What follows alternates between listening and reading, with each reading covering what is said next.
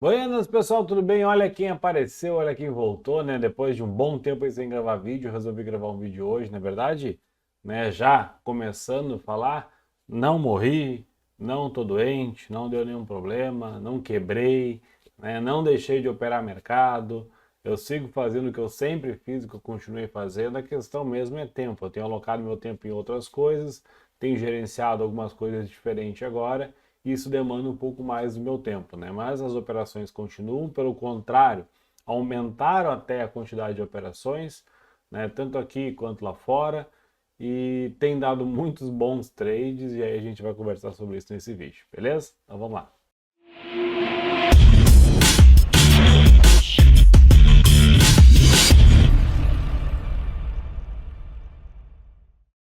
Bom, se você é novo aqui no canal, né? Se você é novo por aqui, não conhece ainda, te inscreve aqui embaixo, curte o vídeo, comenta, compartilha. Eu vou tentar reerguer o canal que estava parado um tempo aí, então a ideia aí é postar mais vídeo aqui, lá no Instagram também, postar mais conteúdo lá. Quero, né, tentar pelo menos uma vez por dia postar alguma coisa no Instagram e postar conteúdo aqui no YouTube. Ainda não sei se vai ser todo dia, se eu vou fazer 2, 3 vezes por semana, uma vez por semana, né, um resumão, alguma coisa assim. Ainda não sei, mas no Instagram é mais fácil, vai ser mais, provavelmente quase que todo dia. Beleza? Então curte, comenta, compartilha, né? Qualquer dúvida, comenta aí. Se eu falei alguma besteira, comenta. Se quer que eu fale sobre algum assunto, algum tema específico, comenta. Eu gosto muito de ser desafiado. Essa é uma coisa que eu gosto de ser desafiado. Bom, deixa eu mudar minha tela. Acho que a minha luz está meio estourada aqui, mas a ideia não é ficar bonito, é mostrar. Vamos lá falar de mercado, né? Então eu vou fazer a mesma ordem que a gente fazia antes. Então deixa eu só pegar uma grade de cotação aqui qualquer, botar na tela aqui, para a gente ver aí o que teve de interessante hoje. Deixa eu pegar aqui alguns ativos, mas isso aqui está tudo desatualizado, né? Porque eu não uso mais essa grade aqui, mas eu posso botar aqui, ó, CCM FUT, vamos botar assim, e BGI FUT, BGI FUT. Acho que soja e dólar tá ali, café falta aqui, né? Vamos lá, pronto. Vou botar o contato perpétuo, é mais fácil. Beleza, então tivemos aí hoje o Ibovespa com 0,19 de alta, o dólar caindo 0,20, a soja com 1,10 de queda, o milho caindo ali 1,96 e o boi caindo 0,19, né? Então, nenhuma novidade aí ver milho, boi e soja caindo nas últimas semanas, que tem caído bastante. Dólar também 4,94, fechando aí fazia dias que não fechava uma semana abaixo dos 4 e dos 5, né? Então, interessante aí. Mas beleza, nosso foco aqui não é falar disso. O que que a gente vai falar? Vamos começar falando do milho. E agora, né, convenhamos, isso aqui é um gráfico semanal do milho.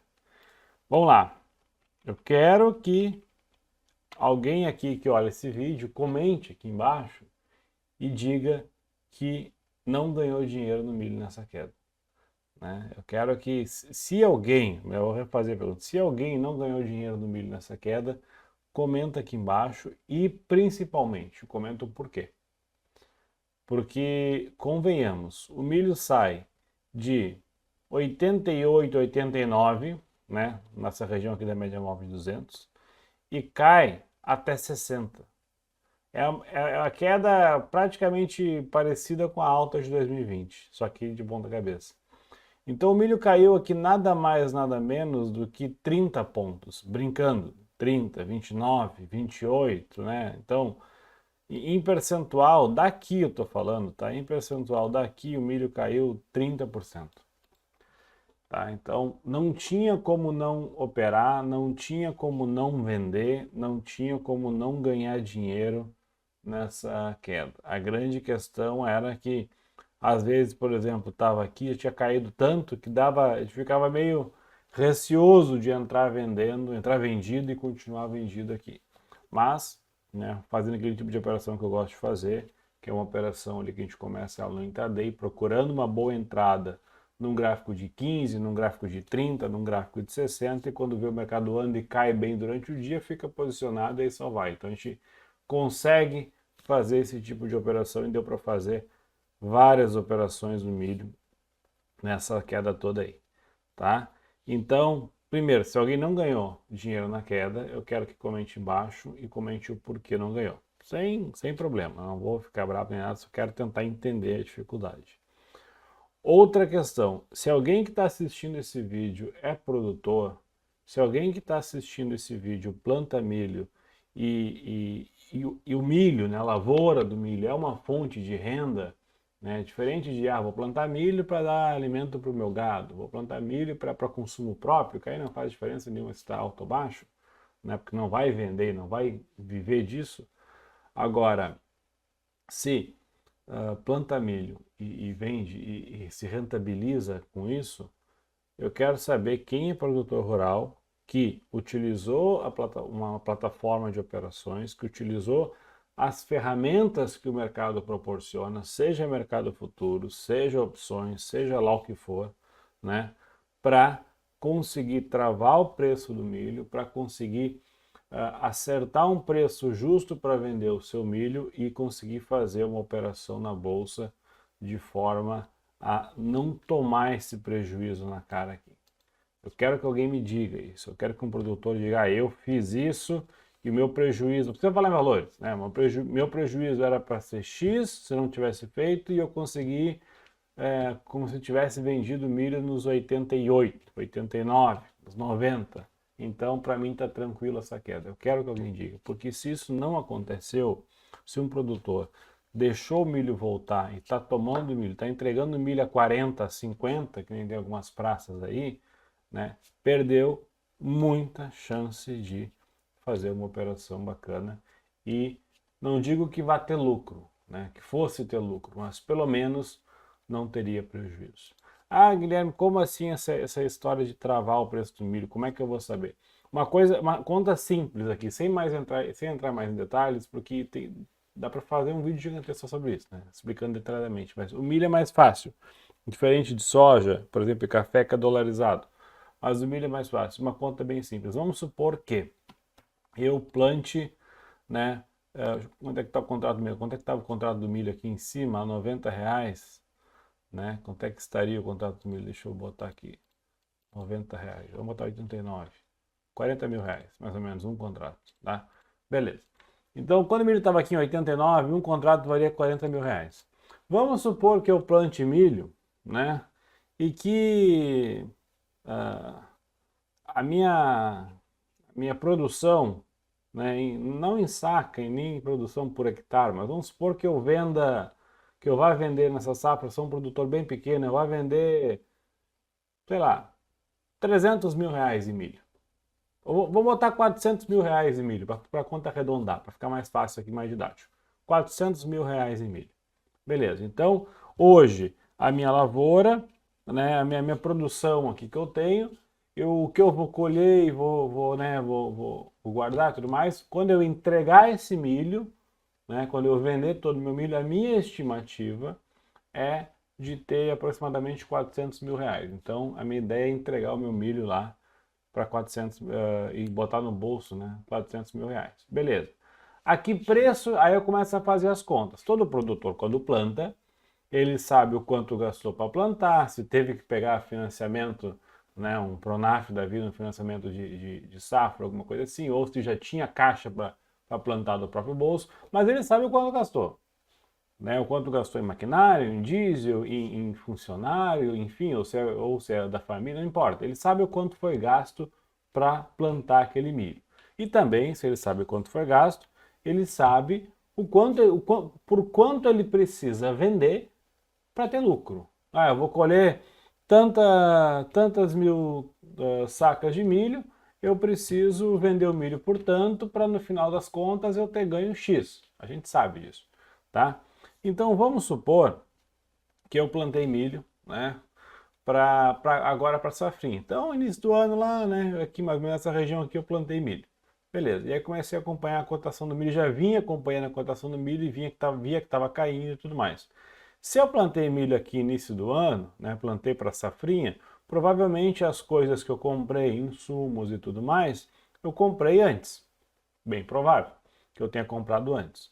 Se eu comprei antes, e vamos botar lá, comprei lá no meio do ano passado, eu comprei já olhando o preço do milho que estava lá mais ou menos no ano passado, 97, 98, 95. Eu estou falando o preço da Praça de Campinas, aqui é óbvio que em cada lugar vai ter um preço diferente, né? Mas para a gente se basear aqui na mesma referência. Então, eu comprei os insumos para plantar. Eu queria plantar aqui, comprei os insumos para plantar aqui atrás. Então o milho estava mais alto. E continuou caindo, continuou caindo. Plantei aqui, né? Início do ano comecei a plantar. E aí o milho começa a cair. E aí na minha conta, vamos supor que eu fiz a conta lá, e na minha conta dava o seguinte: bom, se eu vender o milho por 87, né, eu tenho um lucro bacana. Beleza. Se eu vender o milho, ou melhor, 87, a partir de 87, né, se vender a 100 é ótimo, mas se eu vender a 87, eu já tenho um certo lucro. Se eu vender 86, então vamos botar uma margem maior, vamos botar ali se eu vender 87, eu vou botar se eu vender 84, eu tô no azul, né? Tô no 0 a 0, né? Obviamente que a margem não é tão pequena, mas, né, mas vamos botar ali no, mais ou menos por aí. Abaixo de 84 ou abaixo de 80, vamos botar assim para ficar uma margem maior, eu já começo a quase que ficar no prejuízo. Não valeria a pena eu vender o milho abaixo de 80 reais. Faz de conta que é o milho Campinas, tá? Aí o que acontece? Um camarada, sabendo disso, sabendo, eu tenho que vender o milho por tanto, abaixo de tanto eu não posso entregar meu milho, senão não vai valer a pena. Beleza, é isso que tem que saber. Tem que chegar assim, ó, eu chegar assim, ô Guilherme, por quanto que tu tem que vender teu milho esse ano? Ah, eu tenho que vender meu milho de 85 mais, né? Para mais de 85, pelo menos 85, aí fica bacana. Abaixo disso não. Tá, beleza. Tem que saber disso, né? Na hora que planta já tem que saber por quanto que o milho tem que ser vendido. O que acontece? Quando a gente sabe disso, a gente acompanha a cotação da bolsa. E aí vamos supor lá que eu vá colher aqueles, né, 400 mil reais lá, para fazer de conta que eu tenho 400 mil reais em milho na lavoura, né, para colher, para vender, vendendo lá os 85, né, seria 400 mil reais, beleza. Então, tá bom. Quando o milho chega e começa a cair, e vem e bate aqui 90, 91, 90, 90, 89, o que eu começo a observar? Eu começo a enxergar que, beleza, o milho está querendo cair aqui. E aí, o Guilherme vai lá e faz o seguinte: bom, se eu tenho 400 mil reais na lavoura, o que eu posso fazer? Ao invés de ficar só observando o preço do milho cair, abaixo dos 85 lá, que é onde eu queria, né, vender o meu milho pelo menos, ou os 80, enfim, vamos deixar 85, eu não posso aceitar que o milho caia abaixo de 85. Porque se cair abaixo de 85 eu estou ferrado, né? O que eu faço? Se o milho começa a cair e aí eu boto num gráfico diário, alguma coisa assim, começo a ver que o milho está caindo e não está reagindo, né? Está dando sinal de venda aqui, está começando a querer vender no gráfico, o que eu procuro fazer? Bom, eu posso olhar para minha lavoura e falar, eu tenho 400 mil reais de milho lá, tá bom. Aqui o preço tá, vamos supor que tivesse aqui 87, vamos botar aqui, 87 reais, né? 87 reais. Beleza. Eu tenho 400 mil reais na lavoura, então tá bom. Eu não posso perder milho abaixo disso. Então o que eu faço? Vou lá e boto aqui 10 contratos a 390, boto 11, bota 10 contratos. Boto 10 contratos de milho aqui, boto uma boleta de venda aqui. Caso o milho caia, a partir daqui comece a cair, que nem caiu aqui, né? O que eu faço? Eu vou ficar com o meu milho na lavoura, não tem como tirar ele de lá, tá lá, vou ter que entregar ele a um preço mais barato. Porém, eu ganho sobre um valor de 400 mil, que deu 391, que está em 87, mas aproximadamente disso, eu podia botar aqui 11, até ficar um pouquinho mais, mas, né? Mas eu ganho sobre o mesmo valor que eu tenho na lavoura na queda. Então, fazendo uma conta aqui, rapidamente, né? Se eu botar 10 contratos de milho, cadê a calculadora? Fugiu. 10 contratos de milho, isso aqui caiu, vamos botar aqui, 26 pontos. Dá 26 pontos vezes 450 reais, 450 vezes, que é a alavancagem, vezes 10 contratos. 117 mil reais. Então imagina, se eu não tivesse feito nada, né? E o meu milho eu tivesse para receber, a minha ideia era vender ele por 400 mil. E se eu não fiz nada e ele caiu, eu for entregar no preço que eu acabei de falar aqui, né? Que foi, que deu 26 pontos de diferença, eu entregaria ele por 117 mil reais mais barato, né? Uma caminhonete, um carro aí, né? Então, o que que acontece? Se eu tivesse feito a venda aqui, né, dos 10 contratos e o milho tivesse caído nessa diferença toda e eu continuasse, né, porque a partir do momento que caiu abaixo dos 85, dos 80 que eu tinha, não me importa se vai subir mais um pouquinho, vai voltar, dali para baixo eu estou vendido, acabou, fim de papo. O que que acontece? Eu travei meu preço lá. Né? Se eu vendi ali naquela diferença de 26 pontos que deu aqui em cima, eu travei meu preço. Então, eu vou vender o meu milho lá por menos, né? Eu vou vender meu milho que era para ter vendido a 85, 86, vou vender por 60. Só que em compensação, na bolsa, eu estou ganhando 117, 118, 120 mil reais. Então, a diferença vai estar aqui. Né? Numa conta, eu vou ganhar 120 mil, na lavoura eu vou perder 120 mil. Deu 0 a 0. Eu não perdi dinheiro. O milho caiu de 85, 86 reais para 60 e eu não perdi nada. Ah, mas se cair a 40, eu continuo vendido. Né? Beleza, e se começar a subir? Bom, se começar a subir, a gente tem duas opções. Ou zero a operação vendida na bolsa e bota no bolso aquele lucro lá de cento e tantos mil, né? E aí, se subir, o milho voltar e eventualmente quando vender tiver um pouquinho mais caro, tu vai ganhar essa diferença. Obviamente que não vai sair de 60 para 90 da noite para o dia. Provavelmente não vai dar na mesma safra, né? Mas o que acontece é que essa é a forma de se travar.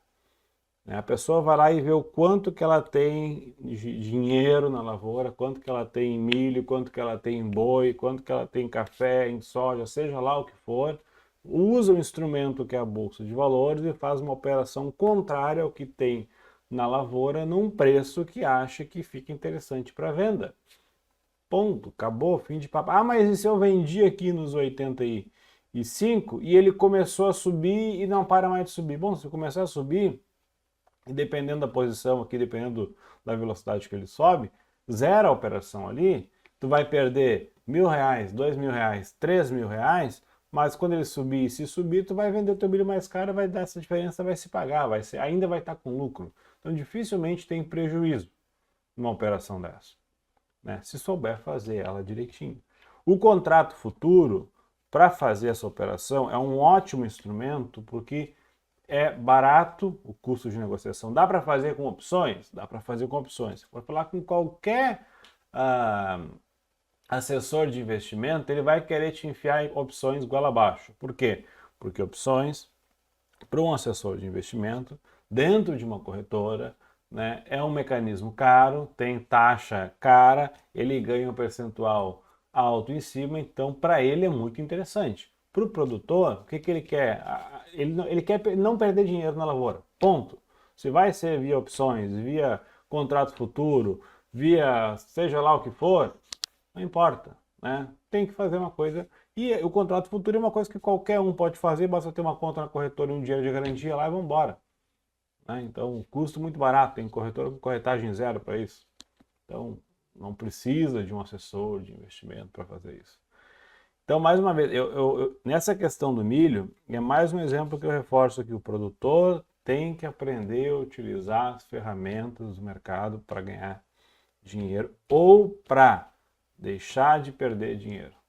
Né? Produz muito. A forma mágica, né, para qualquer produtor, seja de milho, soja, café ou pecuarista, aumenta a produção cada vez mais, produz cada vez mais vou plantar milho, cada vez mais vou plantar mais milho, mais soja, vou melhorar a qualidade do plantio, vou plantar mais, né, vou colher a quantidade de sacas por hectare vai ser cada vez maior e também vou dar um jeito de utilizar, né, aproveitar que eu estou vendendo mais e utilizar as ferramentas para ter lucratividade.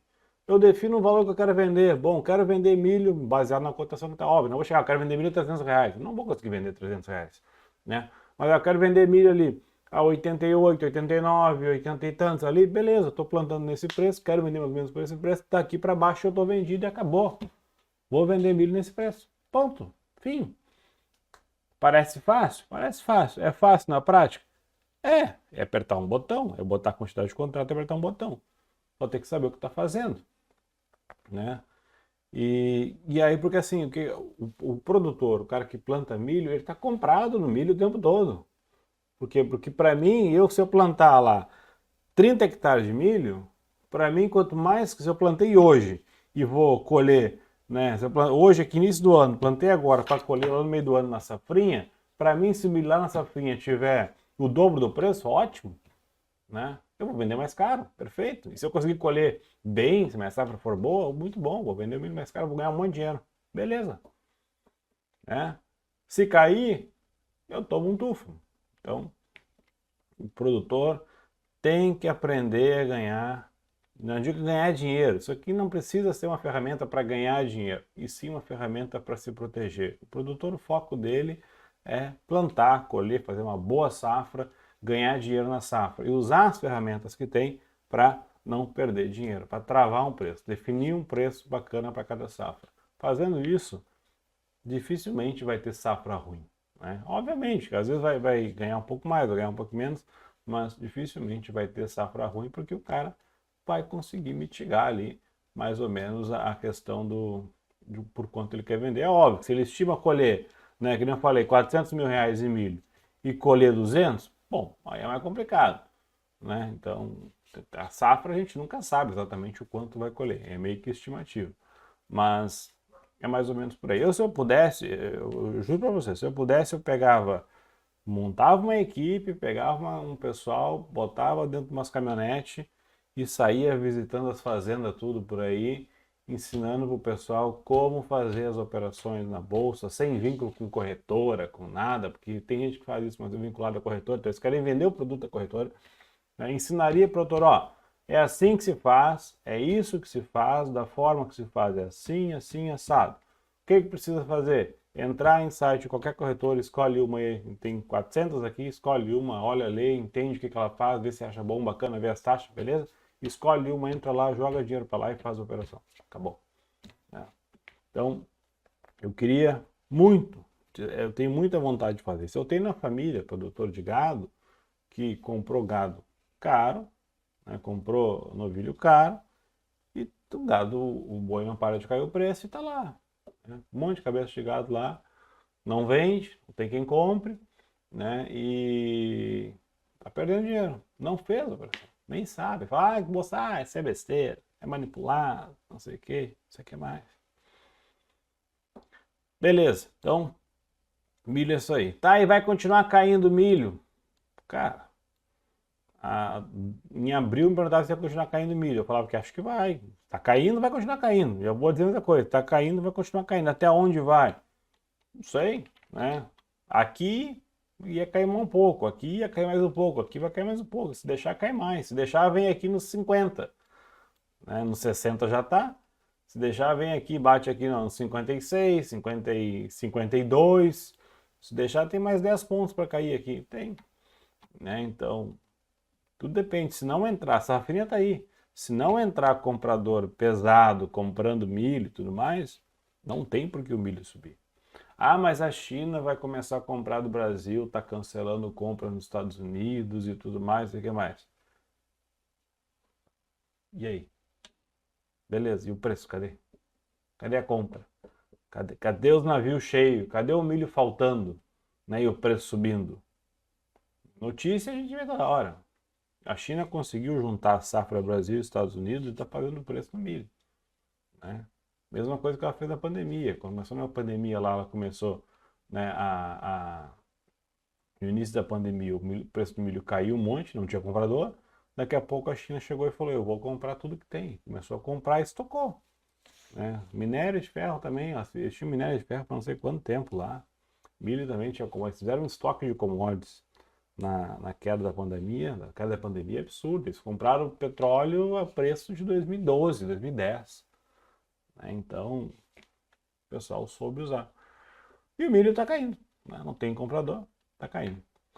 Mas é isso aí. Até onde vai cair, não sei. Quando estiver caindo, a gente está vendendo, está vendido e segue o baile. Vai ter dias, daqui a pouco, né, amanhã ou depois, vai ter dia que vai subir aqui 3, 4% num dia, que nem subiu aqui, ó. Teve um dia aqui que subiu 3,14, teve dia aqui que subiu 2,40, isso é normal. O dia que bater para cima e começar a virar para cima, vai subir com bastante força, mas vai balançar um monte, né, antes de fato subir e fazer uma alta, né? E se é que vai subir, ficar em cima e voltar. Esse negócio de ficar, vai voltar, não dá para acreditar, né? Eu não acredito nada que vai voltar. Eu olho no passado aqui para traçar possíveis pontos de que possa ter uma região de briga, beleza, aqui num fundo, num topo, pode ter uma região de briga, mas aqui não tem, passou batido, né? Então, esse negócio de vai voltar, não dá para acreditar. Tem que olhar para frente, não ficar olhando para trás. Tá bom? Beleza. E o boi é a mesma coisa. O boi é a mesma coisa, né? Para quem não sabe, eu até tinha esses dados, eu não sei onde é que eu enfiei. Eu tinha um gráfico, vou ter que montar de novo, da relação, né, na verdade, da correlação entre o preço do boi com o preço do milho e o preço da soja, tipo, correlação de um com o outro ali. Mas não precisa ser nenhum matemático para isso. Qualquer fazenda, a gente ia ter qualquer fazenda, o pessoal que lida com isso todo dia, eles têm num caderninho lá anotado o quanto que é, o quanto que tem que ser, o quanto que deveria ser, ou né, entre né, as margens ali, né, a relação do boi com milho, do milho com diesel, do boi com diesel, né? Tudo que tem que ter uma relação, tudo que está atrelado à safra, que está atrelado à pecuária, tem uma relação uma coisa com a outra. Então, se o milho está muito caro, muito provável que o boi acabe subindo. Se o boi está muito caro, muito provável que o milho acabe subindo, né? Pelo menos para o consumo interno, pelo menos na parte interna. Se a soja está muito cara, é muito provável. A soja e o milho, então, andam mais junto do que muito marido e mulher, né? Então, porque tem muita coisa que é intercalada entre um e outro, né? Tá, a soja muito cara, bota milho, substitui por milho. Milho está muito caro, substitui por soja. Então, geralmente tem muita coisa ali. E aí tem muita gente que gosta, quer plantar soja porque financeiramente a soja é melhor. Só que aí a soja começa a cair e aí o pessoal repugna. Eu vi muita gente mudando a produção para soja, querendo começar a plantar soja agora porque a soja deu muito dinheiro, né? Mas aí como a soja começa a cair, o pessoal fica meio assim. Então, eu tinha esses dados, agora não tenho. Mas assim, o milho está caindo e caiu 30% nos últimos... deu 30% ali dos 89 que eu falei, né? Então, só esse ano deve ter caído quase 30%. Então, o boi, esse ano, aqui caiu 5, 6%. Então, ele caiu menos. Obviamente que vem de um topo lá de 340 quase, caindo 30% do topo, né? Tem espaço para... O boi vai continuar caindo? Tem espaço para cair mais. Tem espaço para chegar aqui nesses 250. Tem espaço para chegar aqui nos 230. Ah, mas não vai. Beleza. Aqui atrás também não ia subir tanto. Aqui também não ia cair. E caiu, né, 30%. Ah, mas aqui teve a questão lá, né, da vaca louca e tudo mais. Aí teve aqui também questão de vaca louca aqui no meio. Foi esse ano, até foi por aqui. Mas tá aí. Boi firme e forte aqui e segue numa tendência bonita de baixa. E pelo gráfico, o próximo ponto de briga pelo gráfico é 250, 255, 252, 200 e, enfim, essa região aqui. Posso falar isso hoje, segunda-feira o boi abrir, bater 5% de alta e terça subir e ir a 300. Pode? Pode. Então, por isso que eu digo, a gente não sabe. Eu não faço ideia para onde é que o bolo vai. O boi vai. Quem falar, não, o boi vai subir, eu tenho certeza por A mais B, tá mentindo. Tá achando que o bolo vai. Mas tô com um bolo na cabeça, vou ter que comer um bolo hoje. Tá achando que o boi vai, tá supondo que o boi vai, porque não tem como saber. Literalmente a gente não tem como saber o futuro. O que que eu gosto de me perguntar? Eu faço uma pergunta diferente. Eu pergunto, beleza, hoje, sexta-feira, dia 12, o boi fechou a 262,85. Se segunda-feira o boi abrir e começar a subir, o que que eu vou fazer? Se segunda-feira o boi abrir e começar a cair, o que que eu vou fazer? É essa a pergunta que eu faço. Eu não pergunto se vai subir ou se vai cair. Sim, o que eu vou fazer? Se começar a subir, o que eu vou fazer? Provavelmente nada. Porque o boi vem numa tendência de baixa aqui, está numa região aqui que pode ser um fundo, essa região pode ser um fundo. Então, eu vou subir aqui, mas eu vou comprar aqui, vou comprar contra toda essa queda que está dando, e ele não para de cair. Durante o dia, se eu olho o book, eu vejo que tem muito mais venda do que compra. Se começar a subir, eu não vou comprar. Vou ficar olhando, a não ser que tenha uma oportunidade muito bacana que eu enxergue no book ali. Mas provavelmente não vou comprar. Se começar a cair, se abrir segunda-feira aqui nos 260, o que eu vou fazer? Eu vou torcer que ele suba um pouco. Que nem teve essa semana várias vezes. Vou torcer que ele suba um pouco. Que volte lá nos 262, testar essa região para eu vender de novo. É isso que eu vou fazer. Então é isso que eu espero no boi. Não estou torcendo para cair, não estou torcendo para subir. Eu já sei o que eu vou fazer. Se ele continuar caindo, eu vou continuar vendendo. Eu vou continuar em cima do movimento. Que nem aqui atrás. O boi subiu um caminhão aqui. Enquanto estava subindo, a gente estava comprando, até que chegou uma hora que foi estopado. Ainda depois subiu de novo aqui. Então, a vantagem de operar commodity, e isso é uma coisa que eu vou morrer de velho falando, as commodities têm uma vantagem muito grande em operar do que uma ação, por exemplo. Ou um câmbio. Por quê? Porque commodity, principalmente, na verdade quase todas, mas commodity, são cíclicas. Então tem períodos que a commodity fica mais cara, tem períodos que a commodity fica mais barata. É assim para o milho, é assim para o boi, é assim para a soja, para o café, para o petróleo. O petróleo não tem a sazonalidade de plantar o petróleo, mas o petróleo tem a sazonalidade de consumo, que em período de inverno é muito consumido para aquecimento, por exemplo, nos Estados Unidos. No período de verão, o petróleo é muito consumido como combustível, seja de veículo, combustível, e também para geração de energia. Então, o petróleo tem o consumo cíclico. Existe o consumo de demanda, existe o consumo de demanda. Existe a sazonalidade de demanda e a sazonalidade de oferta. O milho chega na época da safrinha, tem muito mais oferta do que demanda, então a sazonalidade geralmente puxa para baixo naquele período, geralmente faz fundo no meio do ano, geralmente. Então, é isso que a gente tem que enxergar. E aí, ficar teimando contra isso, ou brigando contra isso, ou torcendo contra isso, geralmente está errado. Tem que saber operar o ciclo. E esses ciclos, falando de commodity, não é uma coisa que começa num dia e termina no outro. Não começa uma semana e termina na outra. Geralmente demora um tempo até começar a subir, fica um longo tempo subindo, demora um tempo até começar a cair, fica um longo tempo caindo. Geralmente é assim. Quando não fica de lado um bom tempo ali, Mas é natural, é normal. E essa é a grande vantagem de se operar commodity. Querer operar commodity para ficar comprando e vendendo todo dia, não é negócio. Ou toda semana compra, vende. Agora vai subir, agora vai cair, agora vai subir, agora vai cair. Não é negócio. E também achar, e eu vejo muita gente, principalmente do pessoal que é produtor rural, que torce que o milho suba eternamente, que a soja suba eternamente, que o boi fique mais caro, que daqui a um ano o boi esteja R$ 400, mas não é assim que as coisas funcionam. Obviamente que ao longo do tempo, se tudo for se inflacionando, tende a subir o preço. Devagarinho, que ele sobe caindo, sabe? Vai subindo, vai se arrastando, mas não é uma coisa que vai subir numa linha reta que nem foi o ano passado. Ou melhor, foi em 2020. Que o boi subiu numa linha reta, que o milho subiu numa linha reta, que tudo subiu numa linha reta, pós-pandemia, ou no meio da pandemia, pós o crash ali. Então, assim, o boi, até o momento, está caindo. Se ele for seguir junto com a trajetória do milho, tem bastante espaço para cair ainda, pelo menos para chegar aqui nos 250. Então, é isso. Para o boi, para mim, é isso. Não tem muito o que brigar quanto a isso.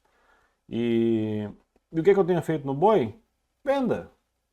Mas fiz diversas operações. Essa semana, se eu botar aqui num gráfico diário, essa semana, que foi do dia, hoje é 12, vou botar menos 5, do dia 8 aqui. Do dia 8. Essa semana ele caiu a semana inteira. Se eu botar em amplitude de queda, no semanal, ele deu 2,65 pontos. Eu fiz operação no boi, acho que todos os dias essa semana. Hoje eu não fiz nenhuma. mas nos outros dias, de segunda a quinta, eu fiz a operação. Se eu botar num gráfico de 60 minutos, olha isso aqui, 8 de maio. O boi abre, balança, volta um pouquinho, balança, cai. Terça-feira, o boi abre, vai lá em cima, briga um pouquinho, balança para cima e para baixo, cai. Quarta-feira, o boi abre aqui, balança para cima e para baixo, cai. Quinta-feira, o boi abre aqui, balança para cima e para baixo, sobe um pouquinho, cai. Todos os dias da semana ele fechou o dia mais baixo do que abriu. Todos. Aqui, aqui e aqui. E hoje não foi diferente disso. Todos os dias dessa semana, com exceção de hoje, eu fiz a operação no boi. Eu vendi, tentei vender no topo do dia. Teve um dia que eu vendi no topo, acho que foi na terça-feira que eu vendi aqui, encerrei aqui embaixo, um pouquinho antes de fechar. No after, eu não fiz nenhuma operação no after, todas elas eu fechei antes do último candle aqui do after, então foi daqui até aqui. Então, eu ganhei muito mais do que a amplitude da semana inteira do boi, que foi 2 pontos. Quanto que foi ali? Ele abriu aqui, fechou aqui. Tá dando que foi menos que isso. Aqui ele está no gráfico de 60 minutos, pegou o pavio. Mas foi ali, ó, 2,65 pontos no semanal, né? Eu fiz muito mais do que isso operando boi. Muito mais do que 2 pontos e pouco. 2 pontos e pouco eu fiz num dia, que foi nesse dia aqui que deu mais de 2 pontos, né, na terça-feira. Por quê? Porque eu estava fazendo esse tipo de operação. O boi está caindo? Beleza, vou procurar vender. Quando que eu vou vender? De preferência quando o boi subir um pouquinho. E aí o que eu faço? Eu não opero o boi só olhando o gráfico. Eu olho na outra tela que está aqui do lado do notebook, quem viu os vídeos do Instagram já viu. Mas é basicamente assim, é uma tela que fica lá, não é igual essa aqui também, mas é uma tela que fica lá no cantinho, o gráfico tem aqui, boi e milho, índice dólar, boi milho, dólar índice, né? E aqui no meio eu tenho isso aqui, né, que é o Superdom do boi e embaixo o Superdom do milho. De dólar índice eu não olho. Então, eu fico olhando aqui principalmente o book do boi e o book do milho, e as operações são 99% baseado na movimentação do book. Então eu olho um ponto que está interessante para venda no gráfico, vejo a movimentação do book, se eu vejo que tem volume de venda, vejo que tem gente defendendo ou querendo vender naquele preço, eu vou lá e vendo e acabou, fim de papo. Não fico torcendo. E onde é que eu sou estopado? Se aquela região onde eu entrei for rompida, se eu ver que aqueles vendedores que estavam ali não estão mais ali. Saíram, cancelaram ordem, tinha lá 60 ordens para vender lá nos 263. Beleza, eu vou botar lá, tentar vender 262,95 para tentar forçar a pegar minha ordem. Se alguém pegar minha ordem, ótimo. E saio se passar os 263, principalmente se passar e não passar com ordem grande e preencherem o book ali. Então isso aí eu recomendo muito para quem opera milho e quem opera boi. Coloque no canto da tela um book de ofertas, o book de ofertas não, o Superdom ou o Netrix, né? Coloque no canto da tela isso, porque não precisa ficar olhando para isso o tempo todo, mas quando for tomar as decisões de comprar ou de vender, dá uma espiada ali. Vê como é que estão os preços movimentando. No boi tem muito spread, e se souber usar o spread ao favor, ao seu favor, isso ajuda bastante. Só que qual é a diferença? Não dá para ficar comprando a mercado e vendendo a mercado no boi, é mais difícil. Por quê? Porque o spread te come às vezes. Então no milho é mais fácil porque tem mais liquidez, no boi tem bem menos. Tá? Mas o boi é isso aí, a minha ideia para o boi também é exatamente essa. Acho que talvez continue caindo e não vejo perspectiva. Até quando vai continuar caindo? Até o dia que começar a comprar, não tem como saber. Literalmente não tem como saber. É tentar, é achismo, ou é torcer, dizer que o boi vai subir por A, B ou C. Não tem como saber. Tem gente que vem dizendo que o boi vai subir desde que o boi está lá rompeu os 300, fala, não, dos 300 não passa. Aí dá uma bola, não, vai ali embaixo e vai voltar. E aí? O boi já rompeu os 300 faz horas. E nada.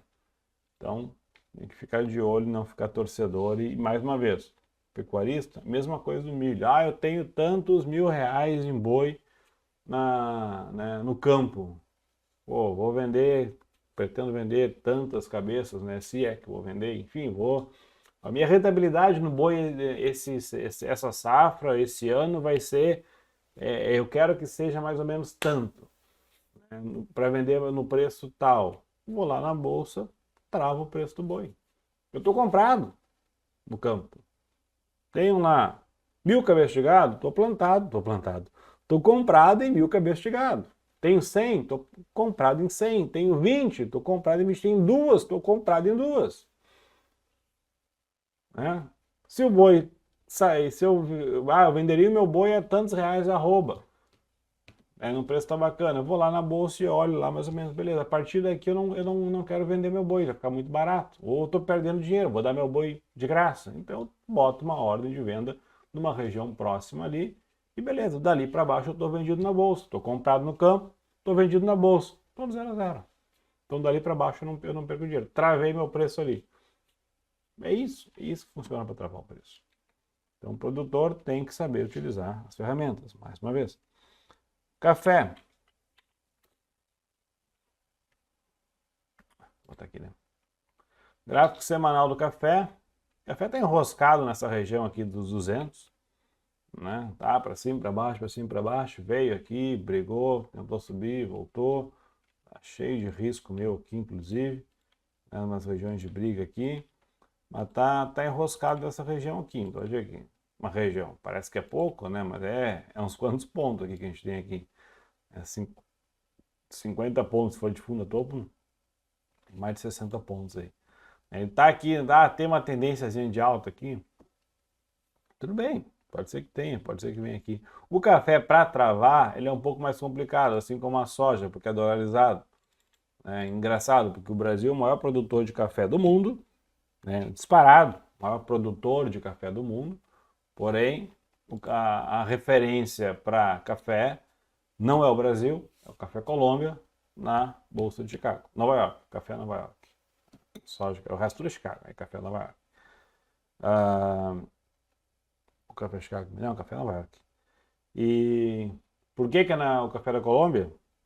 Porque eles quiseram assim, né? Os Estados Unidos que mandam, eles são os donos do mercado. Né? Então, falar, vai ser o café Colômbia, talvez porque é melhor. Mas em volume, a gente vende muito mais. A gente produz muito mais. Né? Então, o café segue naquela região de briga ali, tá para cima e para baixo, para cima e para baixo. O café, eu faz tempo que eu não opero, faz bastante tempo que eu não opero, acho que desde 2020 que eu não opero café. Estava aqui em 130, 140 aqui.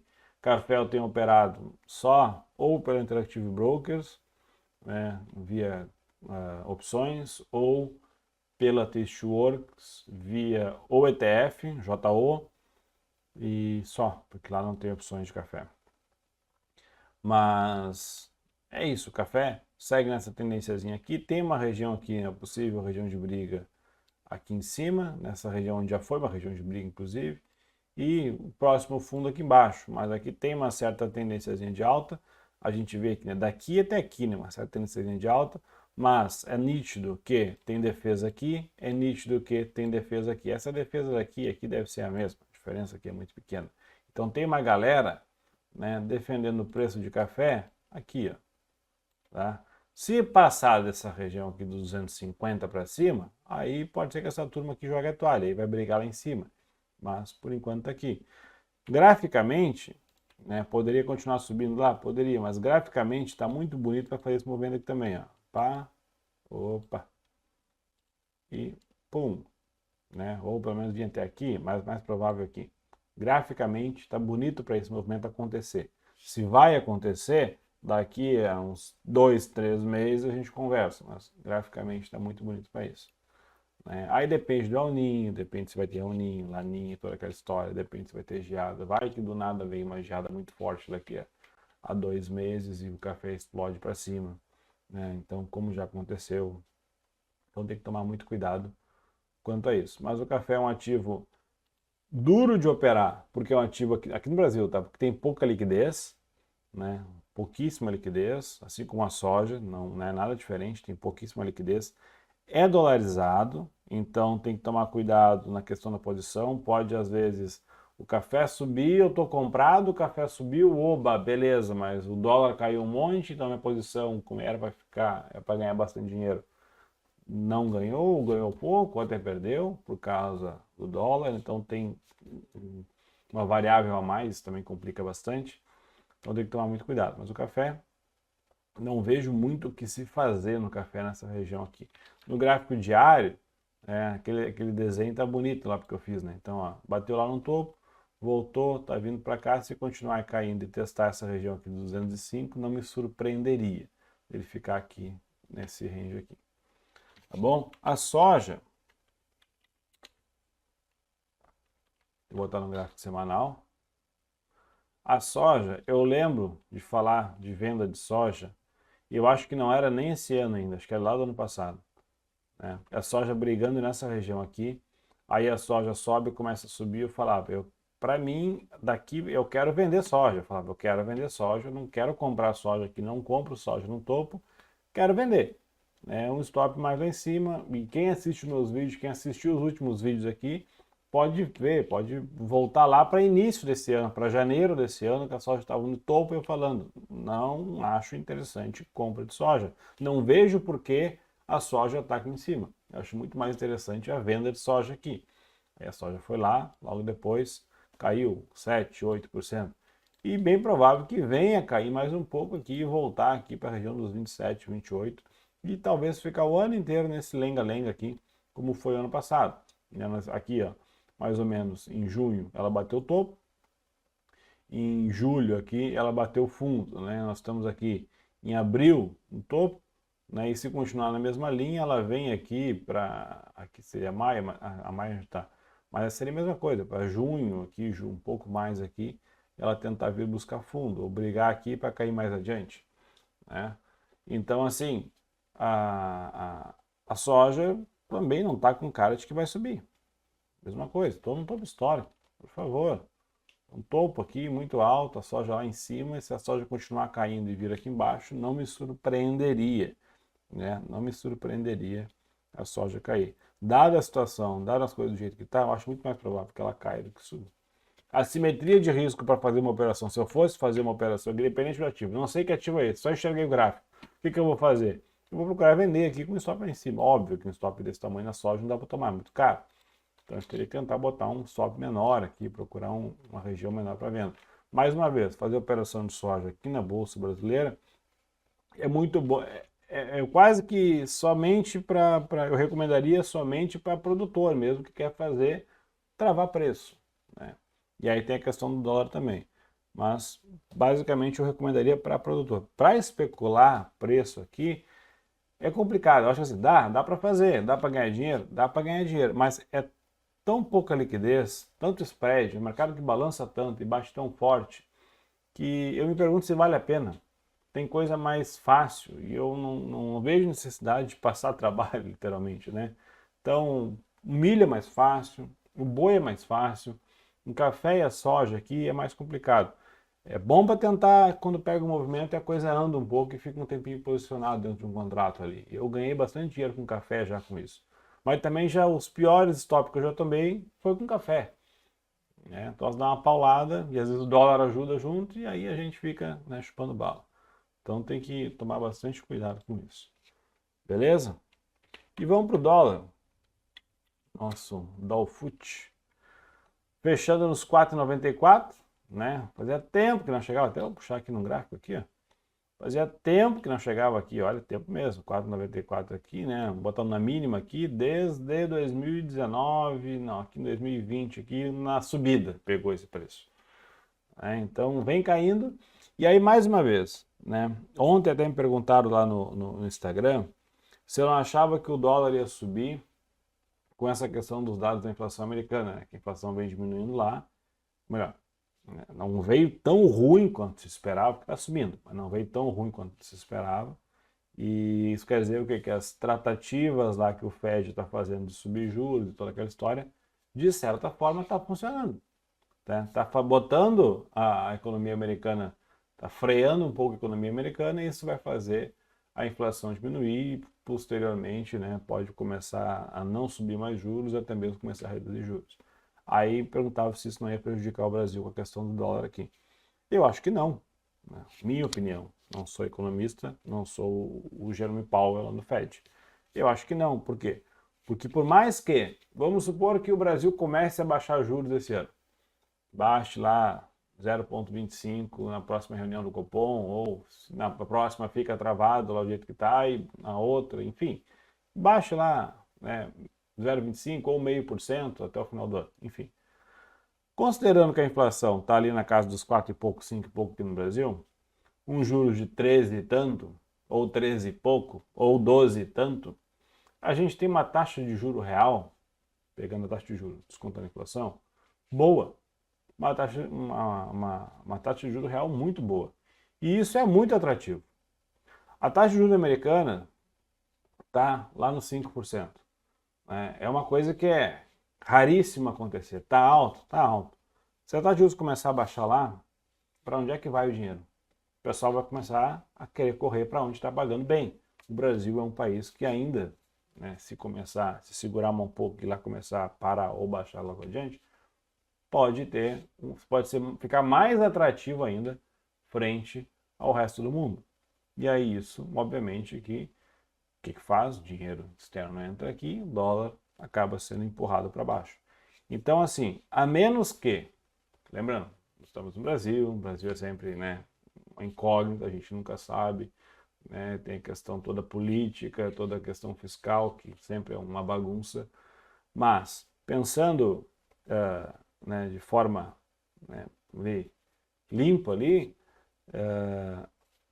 não tem porquê o dólar subir tão forte com a taxa de juros onde está e a inflação onde está.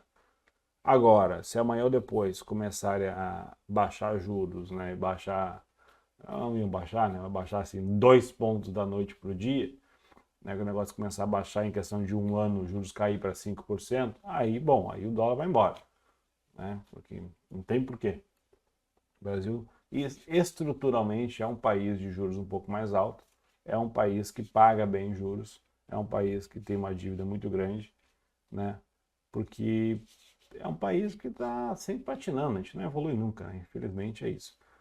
Então, a grande questão é essa, né? Eu não acho que há motivo para o dólar continuar subindo. Claro, subir a 5, 5,10, voltar para 4,90, subir para 5, 5,20, voltar para... Isso aí é ruído, é normal, é a famosa volatilidade. O Brasil é muito bom em volatilidade. Amanhã ou depois, né, sai uma notícia lá, né, o ministro da Economia, lá, o nosso Fernando Haddad, fala alguma coisa, o Lula fala alguma coisa, enfim, alguém fala alguma besteira, o que não precisa, né, de muito esforço. O troço para lá dar um tiro para cima, dar um tiro para baixo, mas é especulação. Né? Isso aí até bom que a gente consegue se posicionar. Eu fiz várias operações vendidas no dólar, estava vendido até ontem. Né? Então, ontem eu encerrei uma operação de venda no dólar, e estava comprado em índice também. Ontem encerrei uma operação de venda de compra de índice. Um dos motivos era que já estava perto do final de semana, já tinha ganho ali que eu achava que ia ganhar, o índice estava perto de um topo, o dólar estava lambendo o fundo lá, ia sair balanço da Petrobras, né, e tinha todo aquele rolo de dividendo, como é que ia ser, como é que não ia ser, a política de dividendo e tudo mais, eu não quis correr o risco de hoje ser um dia muito ruim no mercado e eu devolver boa parte do que ganhei com índice e com dólar. Então, chega aquele momento, por exemplo, eu vim vendendo dólar já há bastante tempo. Fiz bastante vendas de dólar. E eu estava aqui vendido no dólar. Então chega um momento que eu sempre falo, a gente tem muito mais a perder do que a ganhar. Poxa vida, se eu tivesse vendido dólar aqui no 5,10, o que não foi difícil de vender porque ele estava aqui há poucos dias atrás, se eu tivesse vendido dólar 5,10 e o dólar estava bateu 4,95, 4,96 essa semana, né? Eu tinha ganho aqui, né, 160, 150, 120, 110, enfim, mais de 100 pontos de dólar aqui na minha operação. E aí eu ia ficar posicionado aqui no último dia da semana, na sexta-feira, com uma notícia que teoricamente podia ser importante de sair, né, para tentar ver se ele ia vir brigar nesse fundo para ganhar mais 10, 15, para quem sabe romper o fundo aqui e fechar um pouco aqui abaixo com mais 50, ou seja, eu tinha ganho mais de 100 e numa hipótese muito bacana eu poderia tentar ganhar mais 50. Chega nessa hora que eu tenho muito mais a perder, ou seja, eu tenho o meu 100 para perder do que a ganhar. Talvez eu ganhar mais 20, mais 30, mais 50 pontos de dólar. Então eu prefiro sair. Né? Eu sempre gosto de falar, tem momentos que a gente tem mais a perder do que a ganhar. Então, quando a conta fica onde eu tenho mais a perder do que a ganhar, o que eu prefiro fazer? Tirar meu time de campo. Falar, não, beleza, não preciso mais. Né? Já foi, um pouco fica na mesa. Se cair e continuar caindo, ótimo, eu vou procurar me posicionar daqui uns dias de novo, né? Mas resolvi sair. E o dólar vai continuar caindo? Bom, né? Tá caindo. Veio caindo lá desde os 5,40 e tá caindo e talvez continue caindo. Se nada der errado, né, a taxa de juros nossa alta tem que continuar caindo um pouco. E eu digo, não sei se vai cair a R$ 4, mas estruturalmente deveria ficar daqui, onde está, num cenário não muito bom, né, para baixo num cenário muito bom. Claro, eventualmente pode subir e voltar aqui em cima. Pode, né? O Brasil é o Brasil. E se voltar a subir, a gente procura uma operação de compra, não tem nenhum problema, não sou amarrado na venda. Eu particularmente gosto de vender, gosto mais de vender do que comprar, porque as vendas geralmente são mais rápidas. Isso não é dólar, é qualquer tipo. Bate o pânico, bate o desespero, as pessoas costumam vender e entregar tudo mais rápido. E compra, às vezes, aquela famosa frase, né? Sobe de escadinha e desce o elevador. Né? Então eu prefiro a venda porque a gente entra na operação, se deu certo, rapidinho está lá embaixo. Mas só olha o milho, né? Olha a velocidade que desceu. Então é mais ou menos por aí. Mas está regendo uma região de fundo aqui, brigando aqui. Vamos ver o que acontece segunda-feira. É muito provável que suba um pouquinho e fica aqui na região dos R$ 5 aqui mais um tempo ainda brigando aqui. O índice, eu vou botar o Indifut, vou botar o Ibov. Vamos botar o Ibov. Ibov. Ó, Ibov rompeu o topo aqui no 108, né? Estou no gráfico diário, vou botar no semanal. Ó, estou no gráfico semanal, só tirar um zoom, essas linhas aqui tá aqui há bastante tempo.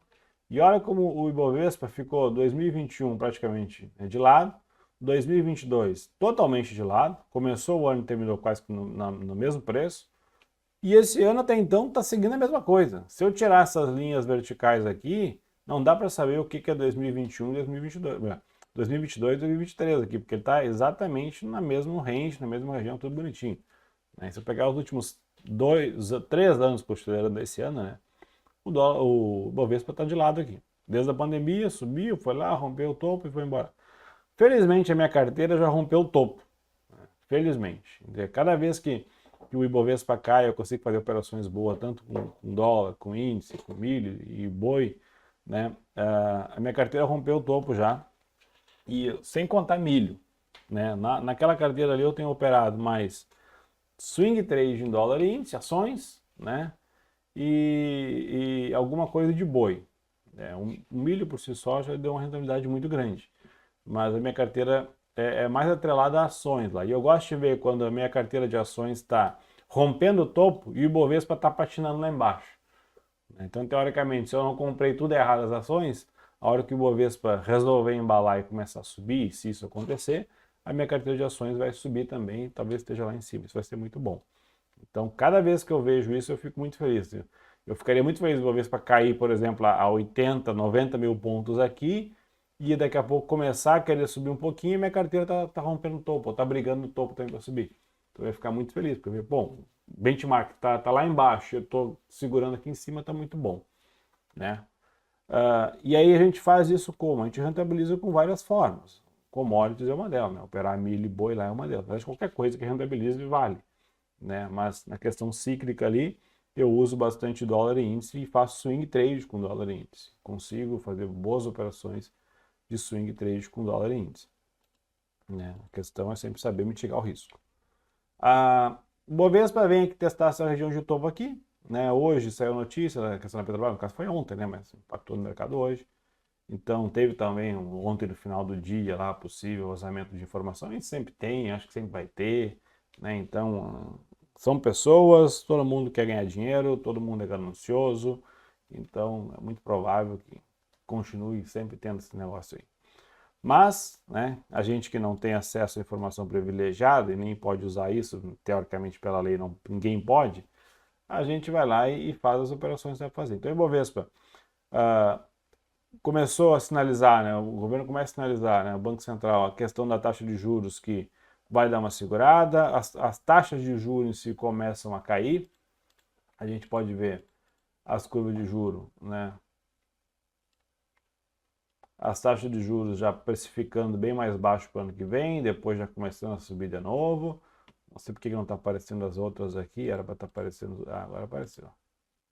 Então, precificando já para o próximo 2 anos a taxa de juros já começar a querer cair. Então, a curva ideal de juros, né, seria uma curva ascendente. Uma curva ascendente, né, que seria mais ou menos daqui para cá, e não com essa bagunça toda, mas daqui para cá, uma curva bonita. Imagina assim, ó, um desenho assim. Isso aqui indica o quê? Uma economia que está crescendo, uma economia que está inflacionando, e a taxa de juros está acompanhando para tentar conter a inflação. Querendo ou não, é assim que funciona. Conforme o mercado vai subindo, tudo vai melhorando, mas a taxa de juros vai acompanhando. Chega um momento que a taxa de juros começa a estrangular, começa a ficar cara demais, aí começa a cair a economia, começa a cair tudo, depois a taxa de juros cai para tentar reerguer tudo, as coisas vai. É um ciclo, tem um vídeo no canal, como funciona a economia, que fala exatamente disso. É cíclico. A taxa de juros começou a sinalizar que ia cair aqui. Mas a bolsa não estava dando, né? Estava caindo junto, né? Beleza, existe uma correlação? Existe. Topo de juros, geralmente, bem de novo, geralmente, coincide com fundo de bolsa. Geralmente, topo de juros coincide com fundo de bolsa, topo de bolsa coincide com fundo de juros, né? Então, juros começa a subir, bolsa começa a cair, juros começa a cair, bolsa começa a subir, um inverso do outro. Geralmente é assim. Por quê? Risco, custo de crédito, custo de capital. Simples. Só que isso não é uma forma assim, hoje o Banco Central fala, a partir de amanhã, a partir da próxima reunião, não vamos mais subir juros. Não é falar isso e amanhã o Ibovespa, a hora que abrir o mercado, vai subir 5%. Não é assim que funciona. É a mesma coisa que tá lá o juros a 2% que nem teve no Brasil, juros de primeiro mundo, né? Falar, a partir de amanhã a gente vai começar a subir juros. Não é assim que a bolsa amanhã vai abrir caindo 10, né? Não é. Existe toda uma demora ali, mas e também depende de vários outros fatores. Mas interessante é que deu várias oportunidades de compra. O Bovespa bateu aqui nos 96, 97 mil pontos, bateu aqui, né, ano passado nos 96 também, depois chegou lá nos 120 e aqui bateu de novo aqui embaixo e está subindo de novo. E beleza, e se cair um pouquinho eu compro mais. Então, eu comprei quem acompanhou meus stories, depois eu fiz vários vídeos fazendo teste de portfólio, fazendo máquina de Monte Carlo, fazendo um monte de coisa, teste de estresse de portfólio, para montar portfólio em vários cenários possíveis, com algumas ações que eu achava que estava interessante, né? Por que eu estava fazendo aquilo? Não era porque eu estava querendo brincar. Eu estava fazendo porque o Bovespa estava aqui nos 90, entre 90 e 100 mil pontos, né? E estava numa região que eu achava interessante para comprar. Eu estava tentando escolher algumas ações e testar alguns benchmarks ali para ver se valeria a pena montar carteira com aquelas ações ou não. Montei com algumas, comprei algumas ações, e aí quando deu oportunidade eu comprei índice também, quando deu oportunidade eu vendi dólar também. Então fiquei totalmente direcional, né, no mercado, comprando ação, comprando índice, vendendo dólar e montando ali um portfólio bem direcional para o Ibovespa, né, achando que poderia subir ali nas próximas semanas. Felizmente o Ibovespa sai dos 98, 99 e bate lá os 108 mil pontos, né? E aí, com isso, a minha carteira, obviamente, que rompeu o topo lá, feliz da vida, né? Porque eu estava comprado aqui, comprado em ação também e vendido em dólar. Então, eu peguei as duas via lá. E, paralelo a isso, eu fazia operações ali de milho e de boi. Então, nesse tempo todo que eu estava sumido, estava fazendo essas coisas ainda, né? Então, assim, tá subindo, né? Não sei se vai continuar subindo e vai até os 120 mil pontos, não sei, né? Talvez sim, tem muita ação interessante, muita ação com preço bacana, né? Muita ação descontada e eu estou de olho, estou comprando, está aparecendo oportunidade, eu estou comprando. Se o Ibovespa balançar de novo aqui, eu vou falar de índice, né? Porque eu faço operação montada em cima do índice futuro. Se o índice, vou botar num gráfico diário, né? Fechou lá em cima, eu encerrei ontem lá quase que no topo do dia, né? Então, se o índice der uma balançada, vir aqui embaixo e começar a brigar aqui no 105, 106, por qualquer motivo que seja, e dê de novo a oportunidade de compra, eu compro mais. Ou melhor, eu compro de novo, porque eu não estou comprado. Eu compro de novo aqui embaixo e tudo mais. A menos que venha e comece a cair tudo, né? Mas estou fazendo esse tipo de operação. Acho que está interessante. Acho que está bacana aí para a gente poder rentabilizar portfólio. E aquela famosa frase, quando estava aqui embaixo lá um tempo atrás, era que quando a coisa começa a engrossar, né? Como é que é? Compre o som dos violinos, dos canhões e venda o som dos violinos, o Warren Buffett fala, né? Eu não espero o mundo acabar, nunca vou saber quando que vai ser o fundo, nunca vou saber quando vai ser o topo, mas eu procuro bons momentos para comprar. E aí eu me lembrei de uma ação que subiu, que foi essa aqui, ó. Cadê? Porque eu me lembro que na época dela, lá atrás, isso aqui virou hype do mercado, né? O pessoal comprando lá em cima, lá no 2018, 2019, lá comprando sem parar, até em 2020, pós-pandemia, também comprando sem parar. Eu não comprei, eu nem olhava essa ação, pela verdade. Eu não olhava a Cogna. Eu comecei a olhar depois da notícia, né? Só que em nenhum momento eu queria comprar. Era Cogna e Via Varejo. Quando bateu 2,30 a ação aqui embaixo, e foi ano passado, em algum momento, não lembro se foi aqui, não lembro qual dessas penadas, ela bateu 2,30. Eu comprei. Eu cheguei a comprar por menos, eu comprei por 2,20 e pouco, depois eu comprei mais, e o preço médio ficou em 2,30 mais ou menos. Eu tava aqui nessa linha, até uma linha aqui embaixo, ó. Ela chegou a ficar aqui perto de 2,30 aqui no meu preço médio. Olha onde é que eu comprei Cogna. Aqui, perto de uma região de topo lá atrás, uma região de briga. Eu olhei portfólio, eu li o relatório de balanço dela, isso foi acho que em 2021, que eu li o relatório de balanço, depois li em 2022 de novo, e eles tinham caixa, acho que era 3 bi em caixa, uma coisa assim. Sei que eles tinham caixa para passar até o final de 2023 sem receber um centavo de rentabilidade, de retorno, né? Sem lucrar nada.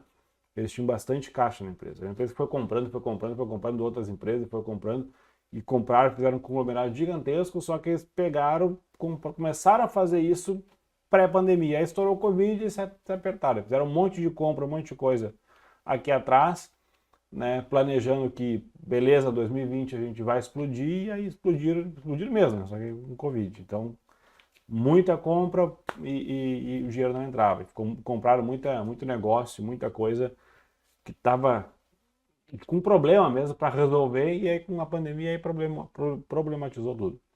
Então eu estou com o preço médio Cogna aqui embaixo, né? E é provável que, eu falava, pós-pandemia, quando as coisas começarem a voltar, a questão dos estudos, todo mundo voltando a estudar e tudo mais, é muito provável que essa empresa, tanto o Duke quanto o Cogna, né, que é o Croton, que tendam a ter uma rentabilidade melhor comparado ao passado, que foi pandemia ali, que estava prejuízo gigantesco. E aí está indo. Então, mais uma vez, a gente analisar algumas empresas, ver se a empresa é boa ou não é boa. Eu achava, quando eu comprei, eu achava que ela era boa, ainda acho uma boa empresa. E até não li o último balanço que saiu, ver se eu olhei no final de semana. E o preço médio dela em meu está em 2,30. Então, beleza, estou num preço lá quase na mínima histórica da empresa lá, tirando aqui essa região aqui de baixo, que foi lá em 2008. Mas nos últimos 10 anos aí eu comprei ela num preço lá embaixo. Chegou a cair mais? Chegou. Então, é isso.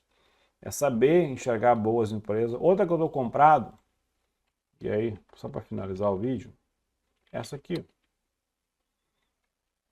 Se pegar o gráfico semanal, tá esse troço aqui, né? Coisa esquisita. Mas eu estou comprado nela em 7,20 e poucos, aqui embaixo. Não é muito longe isso aqui não. É 7,24, 7,25 eu estou comprado nela aqui. Né? Mas eu estou comprado aqui dessa primeira leva aqui, não dessa aqui. É uma empresa que eu olhei balanço, olhei tudo, tá tendo lucro, tá bacana a empresa, né, na questão de demonstrativo de resultado dela. E caiu só, né, esse ano, ela chegou a cair, subir esse ano aqui 25%, e que caiu aqui mais 37, 38 aqui, até mais aqui. Eu montei uma posição aqui embaixo, é óbvio. Isso aqui é um tantinho assim no portfólio. Não comprei um caminhão. Se começar a engrenar, começar a subir, bacana. Tá aqui no meu, tá aqui, ó.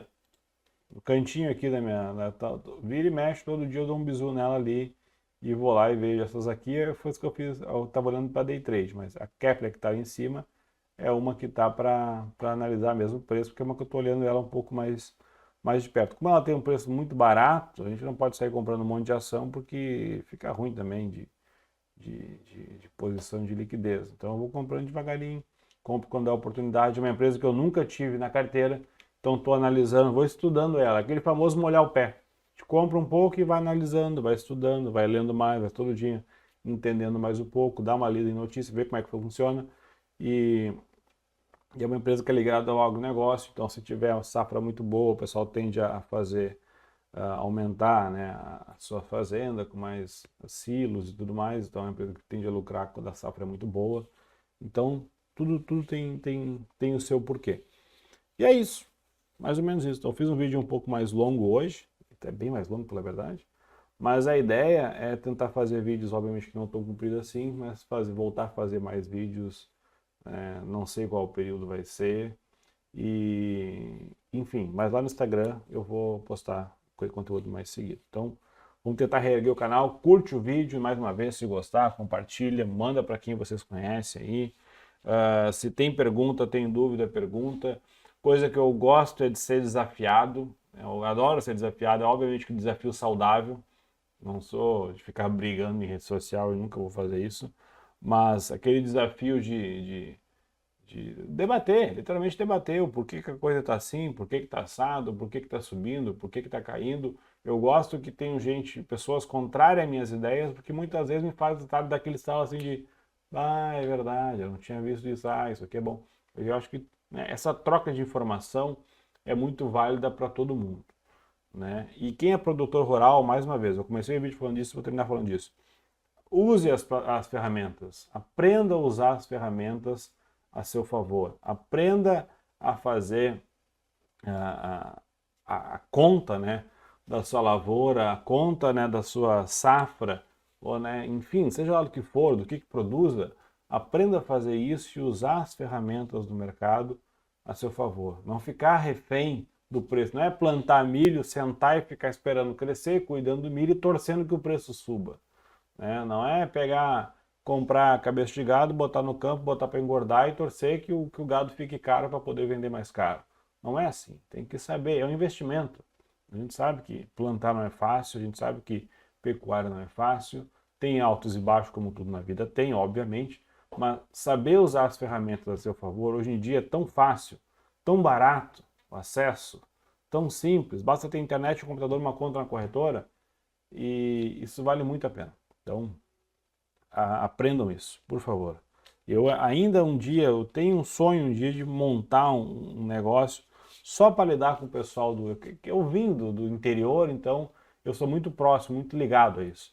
Então, tinha vontade um dia de montar alguma coisa, né, para instruir, para ensinar o pessoal assim, como seria a gente tem que ter algumas coisas na vida, né? Uma delas é a ambição, para crescer, ganhar dinheiro, ter uma vida bacana, né, para nossa família e tudo mais. Mas só a ambição em si não leva a nada. Não adianta ter um caminhão de dinheiro, ficar sentado em cima, a gente não. Acho que chega um momento que a gente não sabe o porquê disso. Mas uma coisa que a gente tem que ter, que eu acho que é muito importante, é ter uma. Não é a motivação a palavra, mas é ter é ter um porquê, sabe? Um porquê pessoal, assim, bom, uma realização, uma coisa de.